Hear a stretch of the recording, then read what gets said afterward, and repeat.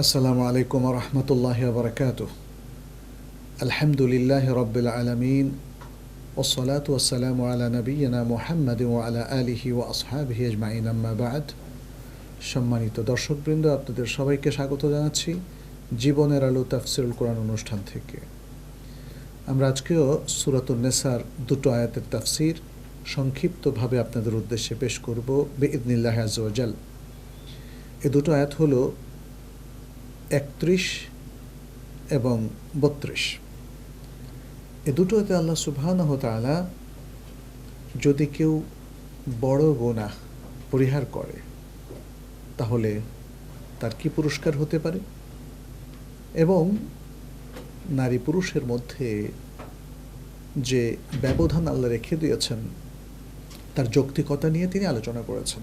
সুতরাং আমরা এর শিরোনাম হিসেবে উল্লেখ করতে পারি কবিরা গুনাহ থেকে বাঁচার ফজিলত এবং আল্লাহ সুবহানাহু ওয়া তাআলা কর্তৃক নির্ধারিত রিজিকের যে ন্যায়ভিত্তিক বন্টন তার প্রতি সন্তুষ্ট থাকা। আমরা তাহলে তেলাওয়াত দিয়ে শুরু করছি আমাদের আজকের এই পর্ব। আউযু বিল্লাহি মিনাশ শাইতানির রাজীম। إن تجتنبوا كبائر ما تنهون عنه نكفر عنكم سيئاتكم وندخلكم مدخلا كريما ولا تتمنوا ما فضل الله به بعضكم على بعض للرجال نصيب مما اكتسبوا وللنساء نصيب مما اكتسبن واسألوا الله من فضله إن الله كان بكل شيء عليما। প্রথমেই আমরা শব্দার্থ উল্লেখ করছি। আল্লাহ সুবহানাহু ওয়া তাআলা তিনি বলেন, ইন তাজতানিবু, যদি তোমরা পরিহার করো, পরিত্যাগ করো, কাবাইরা মা তুনহাউনা আনহু, কবিরা গুনাহগুলো, মা তুনহাউনা আনহু, যা থেকে তোমাদেরকে নিষেধ করা হয়েছে। নুকাফির, তাহলে আমরা মিটিয়ে দেব, আনকুম, তোমাদের থেকে, সাইয়্যাতিকুম, তোমাদের পাপসমূহ, তোমাদের ত্রুটিসমূহ, ওয়ানুদখিলকুম, এবং তোমাদেরকে প্রবেশ করাবো, মুদখালান কারীমা, মহান স্থানে। মুদখালান অর্থাৎ যেখানে প্রবেশ করা হয়, কারীমা মানে সম্মানিত, সম্মানিত স্থানে তোমাদেরকে প্রবেশ করাবো। ওয়ালা তাতামান্নাও, এবং তোমরা আকাঙ্ক্ষা পোষণ করো না, মা ফাদ্দালাল্লাহু বিহি, যে বিষয়ে আল্লাহ শ্রেষ্ঠত্ব দিয়েছেন, বা'দাকুম, তোমাদের কাউকে, আলা বা'দিন, অন্যদের উপর। লিররিজালে, পুরুষদের জন্য রয়েছে, নাসিবুন, অংশ, মিম্মা ইকতাসাবু, ওই বিষয় থেকে যা সে উপার্জন করে। ওয়ালিন্নিসাই, এবং নারীদের জন্য রয়েছে, নাসিবুন, অংশ, মিম্মা ইকতাসাবনা, ওই বিষয় থেকে যা তারা উপার্জন করে। ওয়াসআলুল্লাহ, আর আল্লাহর কাছে তোমরা চাও, মিন ফাদলিহি, তার অনুগ্রহ থেকে, অর্থাৎ তার অনুগ্রহ। ইন্নাল্লাহ, নিশ্চয়ই আল্লাহ, কানা বিকুল্লি শাইইন আলিমা, সব কিছু সম্পর্কে সম্যক অবহিত। আলিমান মানে সম্যক অবহিত, বিকুল্লি শাইইন, সব কিছু সম্পর্কে। এবারে আমরা সরল অর্থানুবাদ পেশ করছি। আল্লাহ সুবহানাহু ওয়া তাআলা বলেন, যদি তোমরা কবিরা গুনাহ, যেগুলো থেকে তোমাদেরকে নিষেধ করা হয়েছে, পরিহার করো, তাহলে আমরা তোমাদের থেকে তোমাদের পাপগুলোকে মিটিয়ে দেব এবং তোমাদেরকে সম্মানিত স্থানে প্রবেশ করাবো। আর তোমরা আল্লাহ সুবহানাহু ওয়া তাআলা তোমাদের কতেকের উপর কতেককে যে শ্রেষ্ঠত্ব দিয়েছেন সেগুলো পাওয়ার আকাঙ্ক্ষা পোষণ করো না। পুরুষদের জন্য অংশ রয়েছে যা তারা উপার্জন করে তা থেকে, এবং নারীদের জন্য অংশ রয়েছে যা তারা উপার্জন করে তা থেকে। আর তোমরা আল্লাহর কাছে তাঁর অনুগ্রহ চাও, নিশ্চয়ই আল্লাহ সকল বিষয় সম্পর্কে সম্যক অবহিত। প্রিয় দর্শক, যেমনটি আমরা বলেছিলাম, এই দুটো আয়াতের মূল বক্তব্য হচ্ছে বড় পাপ থেকে বেঁচে থাকা এবং বেঁচে থাকলে আল্লাহর পক্ষ থেকে যে প্রাপ্তি আছে সেটি, এবং পাশাপাশি আল্লাহ কতককে যে প্রাধান্য দিয়েছেন এবং তাদেরকে যে রিজিক দিয়েছেন সেটা সবার জন্য প্রযোজ্য নয়, সেটা সবাই যেন আকাঙ্ক্ষা না করে। তো আমরা এই দুটো আয়াতের যে ধারাবাহিকতা সেটা লক্ষ্য করছি যে আল্লাহ সুবহানাহু ওয়া তাআলা যে জিনিসগুলো নিষেধ করেছেন, যেমন 29 এবং 30 নম্বর আয়াতে যে সম্পত্তি অন্যায়ভাবে আত্মসাৎ করা যাবে না, আত্মহত্যা করা যাবে না, অন্যকে হত্যা করা যাবে না, এই যে বড় বড় পাপগুলোর কথা উল্লেখ করলেন এবং তার ভয়াবহ শাস্তির কথা উল্লেখ করলেন, এই আয়াতে আল্লাহ সুবহানাহু ওয়া তাআলা উল্লেখ করছেন এই পাপগুলো থেকে যদি কেউ দূরে থাকে তাহলে তার অনেক প্রাপ্তি, অনেক পুরস্কার তার জন্যে। এখানে তিনি অনেকগুলো ওয়াদা করলেন, আগে ছিল ওয়াইদ আর এখানে হলো ওয়াদা বা প্রতিশ্রুতি, যে আল্লাহ তাদেরকে একটা সম্মানিত জায়গায় প্রবেশ করাবেন। ফলে আমরা দেখলাম আলোচনার ধারাবাহিকতা কিন্তু খুব চমৎকারভাবেই এখানে উপস্থাপিত হয়েছে। আর 31 নম্বর আয়াতের একটা শানে নজুল রয়েছে আব্দুল্লাহ ইবনে আব্বাস রাদিয়াল্লাহু তাআলা আনহু থেকে বর্ণিত। এটি ইবনু আবি হাতেম তার তাফসিরে উল্লেখ করেছেন এবং আদ-দিয়া আল-মাকদসি আল-আহাদিস আল-মুখতারার মধ্যে উল্লেখ করেছেন এবং আহমদ শাকের উমদাতুত তাফসিরের মধ্যে এর যে সনদ সেটাকে শুদ্ধ বলেছেন। তো এখানে বলা হয়েছে যে নবী সাল্লাল্লাহু আলাইহি সাল্লামের কাছে এক নারী এসে বললেন, ইয়া রাসূলুল্লাহ, আল্লাহ সুবহানাহু ওয়া তাআলা বললেন লিয-যাকারি মিসলু হাযযিল উনসায়াইন, যে দুজন নারীর সমান একজন পুরুষের জন্যে। এবং শাহাদাতের ক্ষেত্রে আমরা দেখলাম যে দুজন নারীর সাক্ষ্য একজন পুরুষের সাক্ষ্যর সমান। তাহলে এটাই কি আমল, মানে এভাবেই কি আমাদেরকে বিবেচনা করা হচ্ছে?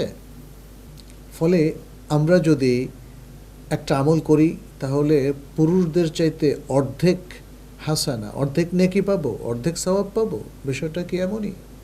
তখন আল্লাহ সুবহানাহু ওয়া তাআলা নাজিল করলেন ওয়ালা তাতামান্নাউ মা ফাদ্দালাল্লাহু বিহি বা'দাকুম আলা বা'দ, অর্থাৎ তোমাদের কতককে আল্লাহ যে তাফদিল দিয়েছেন, শ্রেষ্ঠত্ব দিয়েছেন অন্যদের উপরে, সেটা তোমরা আকাঙ্ক্ষা করো না। এটা আল্লাহ যাকে ইচ্ছা তাকেই দিয়ে থাকেন, আল্লাহর উপর তোমরা কোনো প্রশ্ন করো না।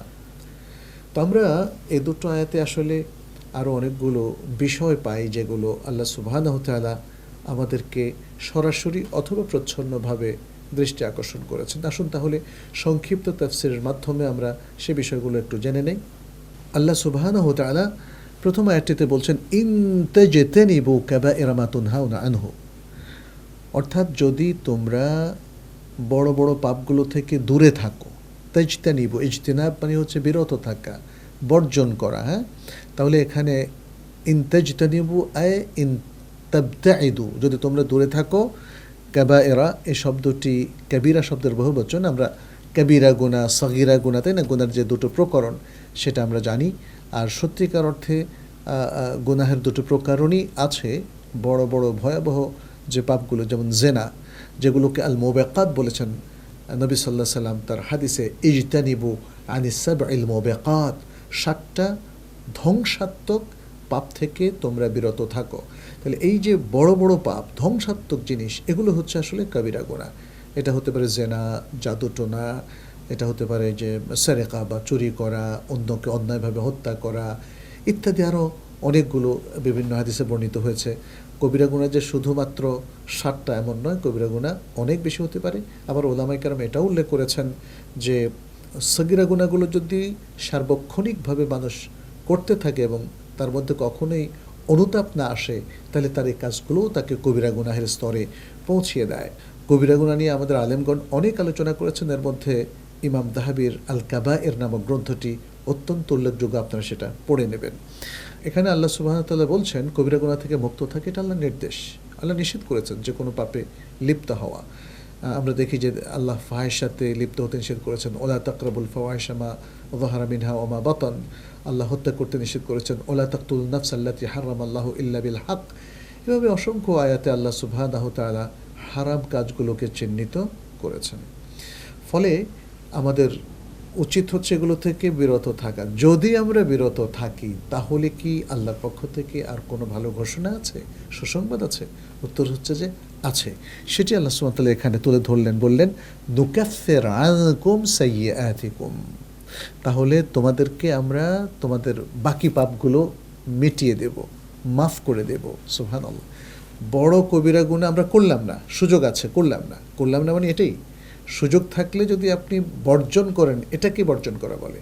আর কারো সুযোগই হলো না, সে যদি বলে আমি বর্জন করেছি, সেটা তো ওইভাবে আসলে গ্রহণযোগ্য নয়। তাহলে যে কোনো পাপে লিপ্ত হওয়ার সুযোগ আসলে সেগুলোকে আল্লাহর ভয়ে বর্জন করা, এখানে সেটাই বোঝানো হচ্ছে। তাহলে আল্লাহ সুবহানাহু ওয়া তাআলা বাকি যে সকল পাপ আমাদের ইচ্ছা অনিচ্ছায় হয়ে যায়, বিশেষ করে as-সাগায়ের, সগীরা গুনাহগুলো, সেগুলো এই বর্জনের মাধ্যমে আল্লাহ মাফ করে দেন। তিনি বলছেন নুকাফির আনকুম সাইয়্যাতিকুম, তাহলে তোমাদের পাপগুলোকে আমরা ক্ষমা করে দিই। উলামায়ে কেরাম যেমন ইমাম ইবনে জারির আত-তাবারি, ইমাম ইবনে কাসির, আরও অনেকেই মুফাসসিরিন কিরাম, তারা বলেছেন এগুলো হচ্ছে সাগায়ের। তারা বলেছেন ফাইন্নাল্লাহ তাআলা ইয়াতাজাওয়াজু লাকুম আন সাগাইরিদ দুনুব, আল্লাহ সকল সগীরা গুনাহ তোমাদের মাফ করে দেবেন। আমরা নবী সাল্লাল্লাহু আলাইহি সাল্লামের অনেকগুলো হাদিস পাই যেখানে বড় বড় ইবাদতগুলোকেও সগীরা গুনাহ মাফের কারণ বলা হয়েছে। যেমন আস-সালাওয়াতুল খামস মুকাফিরাতুন লিমা বাইনাহুন্না, 5 ওয়াক্ত সালাত পড়লে মাঝখানের পাপগুলো মিটে যায়। তারপরে বলা হয়েছে আল জুমআতু ইলাল জুমআহ কাফফারাতুন লিমা বাইনাহুমা, এক জুমআ থেকে আরেক জুমআ যদি সালাতগুলো আদায় করে তাহলে মাঝখানের পাপগুলো মিটে যায়। ও রমাদান ইলা রমাদান কাফফারাতুন লিমা বাইনাহুমা, এক রমাদান থেকে আরেক রমাদান, মাঝখানের পাপগুলো মিটে যায় যদি মানুষ সিয়ামগুলো ঠিকমতো রাখে। তাহলে প্রিয় দর্শক, আল্লাহ সুবহানাহু ওয়া তাআলা আমাদের জন্য কত সুযোগ রেখে গিয়েছেন, একটু চিন্তা করলে আপনি সেটা বুঝতে পারবেন।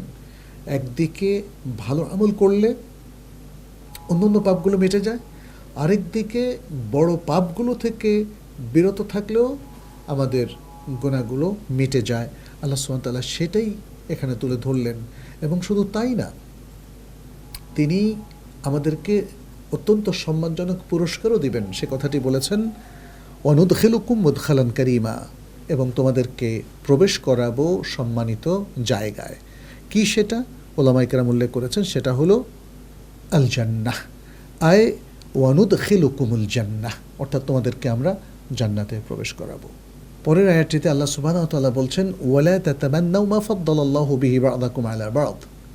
এখানে ওই যে একজন নারী এসে বলেছিল যে পুরুষদেরকে এত ফজিলত দেওয়া হলো, আমাদেরকে কেন কম দেওয়া হলো?